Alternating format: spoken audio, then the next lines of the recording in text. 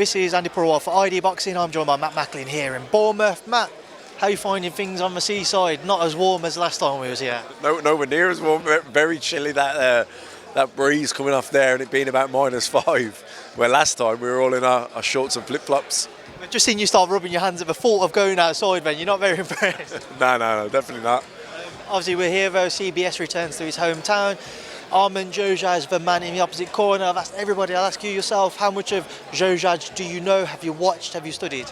I've seen bits of him. I don't know loads about him. I've just seen a few clips and looked at his ranking and that. But look, from what it looks like on paper, it looks a fairly routine, safe defence for Billam-Smith, which you'd expect the fight before, what should be hopefully his world title shot. But how many times have we seen it in boxing where that's ended up being a banana skin?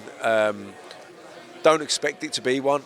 I think he's he seems focused. I think they're around. They've seen enough banana skins happen, and they know that that's what they need to guard against. But also, you don't want to see him try too hard to make the statement and then force everything and load up, and then that can be a negative performance. He might win, but feel not good about himself, not feel confident. Which you want to feel. You want to feel amazing in this fight, and you want to bounce then with that confidence and belief into your world title shot. So I know that isn't nailed on, but we're assuming he gets it. But yeah, so I think, look, it's just another fight.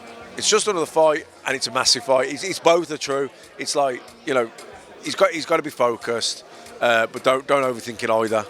Go in there and just do what you're doing every day in the gym. By the sounds of things, he's looked $1 million in the gym. Everything's gone well. He sounds good. So I think it's just about keeping focused, keeping the head in the right place, and then going out and relaxing and executing the game plan. Speaking to Shane yesterday, he said that the first maybe 6 rounds might be a little tricky, but he's confident they'll get to Xhoxhaj in the second half of the fight. Do you agree with that? From what you've seen, do you expect Chris to maybe get the stoppage win in that second half? Yeah, I think so. I think I think that this guy will come and have a go. It's his big opportunity. He'll be nervous, so I think he'll be fighting on nervous energy early doors, and probably going at an unsustainable pace to stay with Billam-Smith to stay competitive. But I don't think he'll be able to maintain that pace, if he does come out quick. And then I think in the second half, that's when Billam-Smith will get to him. Opetaia is the man which has been mentioned the most this week, the IBF champion who turned in a terrific performance against Maurice Breedis earlier this year. Obviously, he'd be coming in on the back of his broken jaw in that fight as well. As a former fighter yourself, Matt, and with an injury as severe as what that was, can that play on Opetaia's mind? If it was to be Opetaia CBS next, can it play on somebody's mind when they have an injury as severe as that, when they step between the ropes? Well, look, I've never broken my jaw, but I've obviously my nose and my hand and different things like that. I had an operation on my nose once for my breathing, and the thing is, by the time you've had the fight, you've gone through several weeks of sparring, so that's generally kind of gotten the mental scars of the injury out of the way, and you've built confidence now that it's as solid as it can be. And by the way, sometimes when you break a bone and it heals. It's meant to heal stronger. Moving away from the main event, and obviously the thoughts of a Opetaia fight for CBS. As Rocky Fielding missing weight by 1 pound up on the scales. A few people talking as to whether or not Rocky will attempt to make weight. Have you heard anything? Do you think Rocky will? I've heard he's not, which is quite funny, because I said to Johnny after, the last fight I ever had was against Brian Rose, and it's for the IBF international title or intercontinental title. And obviously the IBF have a £10 weigh in the next morning. You got to be within £10. And the following morning, when I woke up for the check weight, I was £12 over. So I went down because you had to weigh. I was obviously £12 over, and I said, you can get it off. I said, I'm getting it off. Do you know what I mean? So I couldn't win the IBF, but I didn't care about winning the IBF international belt. I was fighting Brian Rose to see what I had left.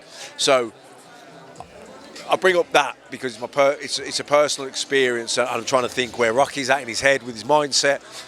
This is a British title fight and Commonwealth, and he hasn't bothered to lose a pound to win those titles. So really he's probably just fighting to see what have I got left here. He knows that Dan Aziz is a good fighter, but he knows he's been beyond this level, Rocky has. And he'll be thinking, if I can't beat Dan Aziz, I'm done. So that makes me think he's fighting really to see what's left in his career. This will give him the answer that he needs to know. So, I don't know, I suppose what I'm getting to, if the fight gets really hard and Dan Aziz can turn the screw a bit, Rocky might accept that it's not there anymore, you know. Away from that one, Steve Robertson, Nick Campbell. What are your thoughts on that one? Heading into it and looking at the bookies odds, Nick Campbell's the favourite, and there's a lot of people kind of looking at the stoppage in Nick's favour as well. Yeah, I think Nick is probably the technically better, you know, of the two. He's more well schooled and more textbook and solid. But Robertson can punch, can't he? And he's a bit awkward. Punches from unorthodox angles. So they're big guys. You never know. Just want to move away from this one, Matt. I get your thoughts on a couple of other topics. There's been a lot going on in the boxing world. Lawrence Okolie has been a big talking point recently. There's a lot of confusion as to whether or not he has a fight left with Matchroom or not. From what's been coming out from Eddie Hearn, it seems to be that's the case, and it'll be the David Light fight. But from what you've read, from what you've seen, from the comments, what have you made on the entire situation surrounding Lawrence Okolie? Do you know what? Look, like a lot of things in boxing, which are talking points. Unless you're in it and you don't really know the facts, I just try and mind my own business. Do you know what I mean? Because ultimately, there's so much assumptions going on. And you know what I say about assumptions. So look. If I don't know the full story, I just try not to comment on things. That's fair enough, Matt. Away from Lawrence, then, get your thoughts on a couple other things. Anthony Joshua is obviously out in the States, floating about different gyms, speaking with different trainers. What are your thoughts on that approach? He's not the first time he's taken this in his career. Is it a bit concerning that he's doing it more frequently, or do you understand where he's coming from? No, well, of course I do, because I work with different trainers myself. He's probably searching for something. He wants to improve. He wants to get the best out of himself. He's looking, maybe this will work. Maybe this one can get me that extra little bit. But I don't know. Look, perfection doesn't exist. We can all strive for it, but it's not. You're not going to find it. And the reality is, his last fight against Usyk was a good fight. It was a competitive, hard fight. He lost to the better guy on the night, but there wasn't a lot in it. He fought a great fight. He did improve from his first performance with Usyk. So whether that was a tactical, technical, or a mindset thing, his performance was better. Now, I know he spent more than 6-8 weeks with Garcia. It wasn't just training for that fight. They'd spent a bit of time, so they'd worked with each other, so they knew what they were doing going into the training for the Usyk fight. But they still hadn't had a fight together. Now they've had 12 hard rounds together. I'd like to see him build on that with Robert Garcia, go out to America and do you've actually got a fight to sit down to analyse and dissect and go through, and you've worked with it, and that was in terms of opponents being awkward, they don't get much more awkward. A very mobile southpaw, constantly feinting you, touching, moving, difficult fight. So and also I suppose it depends what kind of fight is he going back in against. Is it going to be White? Is it going to be someone a bit low? Who's it going to be? Because I seen an interview, I think, Buddy McGurk, maybe it was with you, said, if you're going with a new trainer, then maybe step down a level in terms of the opposition and have a couple of fights like that, get to know each other, get on the same page, because you're not going to just, it's a relationship. You're not going to solidify that relationship in one fight. He's had that one fight now with Garcia, and it was 12 good, hard rounds, plus all the weeks that building up to it. I think he should probably stick with Robert Garcia. Obviously, I'm not involved in that camp, so I don't know the ins and outs. But just from Robert Garcia's most recent comments, it potentially suggests that's not going to be the case, because Robert's most recent comments have said that he told AJ before he left that it doesn't matter whether it's him, whether it's Derek James, Ronnie Shields, whoever it is, it's down to him as a person to get the best out of himself. And he needs to stop saying like he's feeling too tired, so he doesn't want to train today. He's got to be putting the work in the gym. He's got to start doing more rounds on the pads. When you look at AJ, the commercial perspective behind it, how much revenue he can bring to you as a potential trainer, is it easy for a trainer just to work with him because they know about the financial gains that they could have from it? I think it depends on the person, doesn't it? Because look, you see in all walks of life, people walk out on jobs, people resign on jobs that they're well paid in because there's something about maybe the culture, or maybe they want to go a different direction on a certain project, and the people who are above them don't want to go that way, and they resign and walk out because they don't believe in what they're doing. Some people just turn up and do a job.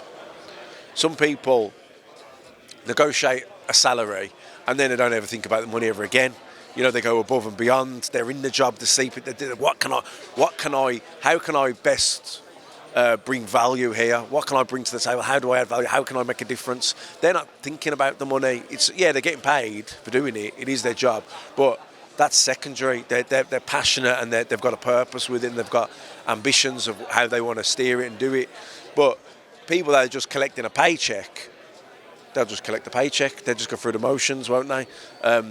But generally, if you're looking for someone that's gonna add that value, that's going to bring that. If you want to bring greatness and add the value, then those people, they've got to negotiate the money because they have to get paid for their worth and their time. But that's not what's driving them on. And if they don't feel the adjustments and the changes they're looking to bring and make, if you're not going to buy into that, or you're not listening to them, boxing's funny because you're the boxer, you're paying the trainer, so he kind of works for you in that regard because you're paying him. But really, he's got to be the boss. You've got to go in and do what he says, because otherwise, how's it going to work?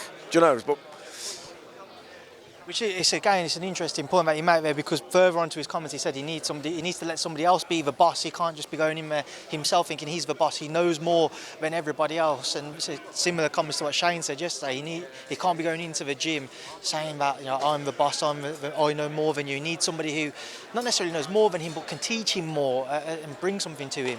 But on the side of, from what Robert said about he needs to be getting out of his comfort zone. He needs to be going into the gym, whether he's tired or not, putting in the work, doing more rounds on the pads. What are your thoughts on that? From ever being around Anthony Joshua, have you ever felt that he's maybe lacked that extra push in his career? I've never been that close to him in training, so I don't know that. I can't say that. I mean, I've never thought that from the outside looking in, because he's always been in great shape, and he's always, looks to me like someone that wants to be the best he can possibly be. He went out to America, they went out to Saudi a month before. He hasn't got this far without making sacrifices. So he's never struck me as that type of person. But like kind of going back to the other thing, it is a funny dynamic, the boxer-trainer relationship, because you as the boxer are paying everyone. So in that regard, you're the boss. But also that can't work in the gym. In the gym, the trainer's got to be the boss. I know you said to me you'd like to see him team back up with Robert Garcia, but if that wasn't to be the case, who would you like to see him move alongside and potentially team up with? Well, he had a good run, Robert McCracken, didn't he? And he knows him well inside. Why not? What was so wrong there? Okay, maybe the performance with Usyk the first time wasn't great, but that can't be all down to Robert. Do you know what I mean? AJ was there too. AJ's mindset on the ring walk, talking to people ringside, didn't look like it was where it should have been. I don't know. Maybe that relationship just got a bit stale, and maybe he needed something fresh just to sort of remotivate him. And I thought that did happen with Robert Garcia. Now maybe he feels he's got to do that again, but I don't know. Chopping and changing isn't great. I know I did that a little bit in my career, and it wasn't. It's not something I'd recommend. One final one on Anthony Joshua. He said he'd prefer a fight with Dillian-Whyte because of a London-based rivalry as opposed to Tyson Fury. A surprise to you to see that? I don't think that's the real reason he'd prefer to fight Dillian than Fury, you know. But look, it's an easier fight to make for one, like you know. But Fury's fighting Usyk anyway, so look, AJ, Dillian, still a big fight, isn't it? Still a big fight, and will be a good fight. Dillian working with somebody who you'd previously worked with as well in Buddy McGirt. What do you make of that partnership, and how would you see him faring in a potential fight with Anthony Joshua a second time around? I don't know really. It's hard, hard to know, isn't it? It's both guys, Dillian and Joshua. Neither of them will be what they were at their peak. That said, when they fought the first time round, neither of them were at their peak. They were still learning and getting better. Dillian came on loads after that fight. And Joshua did. Joshua got a lot better after that. So it's we don't know where either of them are now in terms of hunger, reflexes, shot. We don't know. Matt, I just want to get your thoughts on Conor Benn's most recent statement as well. He said that his team's proven his innocence, but more will come out on that in due course, and he's expecting to be back out early next year.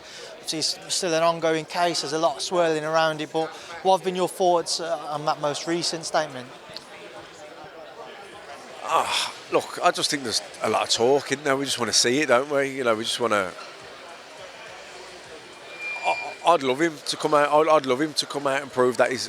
I hope he does come out and prove that he's innocent. But at the minute, it doesn't look good, and all the talking, I think, just looks like it's just talk, isn't it? People, I've read a few bits online, and people are saying, "Well, do it then. Don't be talking about it. It just seems like why you keep longing it out." And I get that. I get that frustration from people.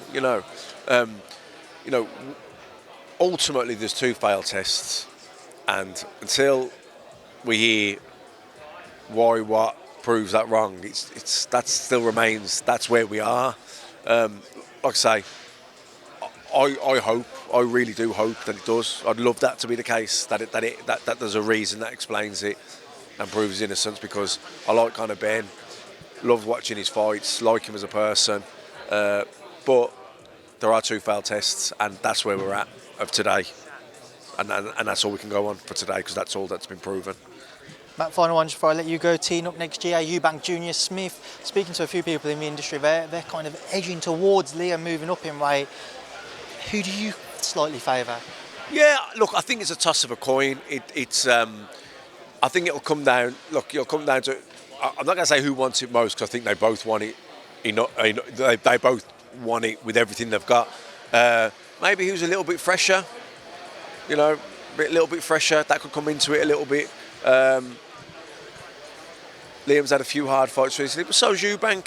So yeah, experience. Maybe Liam's that bit cuter. Maybe that could swing it his way a little bit. Right, Matt, we will leave that there now. Leave you to enjoy the rest of your day. I appreciate your time. Thanks for speaking to me in ID Boxing. Nice one. Cheers.